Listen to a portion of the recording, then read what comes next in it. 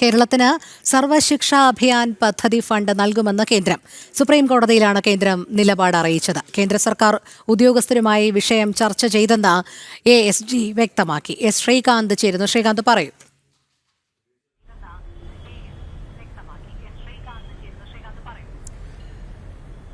രോഹിണി, NEP-യുമായി ബന്ധപ്പെട്ട് ആദ്യഘട്ടത്തിൽ കരാറിൽ ഒപ്പിടുകയും പിന്നീട് പിന്മാറുകയും ചെയ്ത പശ്ചാത്തലത്തിൽ സംസ്ഥാനത്തിന് SSA ഫണ്ട്, സർവശിക്ഷാ അഭിയാൻ ഫണ്ട് നൽകുമോ ഇല്ലയോ എന്ന് സംബന്ധിച്ച് ചില തർക്കങ്ങളും അവ്യക്തതകളും ഉണ്ടായിരുന്നു. ഇപ്പോൾ കേന്ദ്ര സർക്കാർ സുപ്രീം കോടതി മുൻപാകെ അതിൽ വ്യക്തത വരുത്തിയിരിക്കുന്നു. അതിൽ പറയുന്നത് സർവശിക്ഷാ അഭിയാന്റെ ഭാഗമായുള്ള ഫണ്ട് അത് സംസ്ഥാനത്തിന് നൽകും, അർഹമായ ഫണ്ട് നൽകും എന്നുള്ളതാണ് കേന്ദ്ര സർക്കാർ പറഞ്ഞിട്ടുള്ളത്. അതിനപ്പുറത്തേക്ക് സംസ്ഥാനം ആഗ്രഹിക്കുന്ന രീതിയിൽ എന്തായാലും കിട്ടാൻ പോകുന്നില്ല.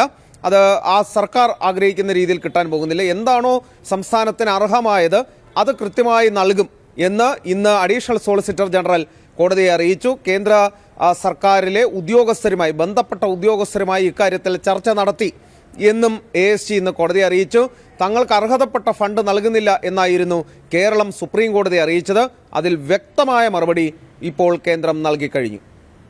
എസ് ശ്രീകാന്താണ് വിവരങ്ങൾ നൽകിയത്.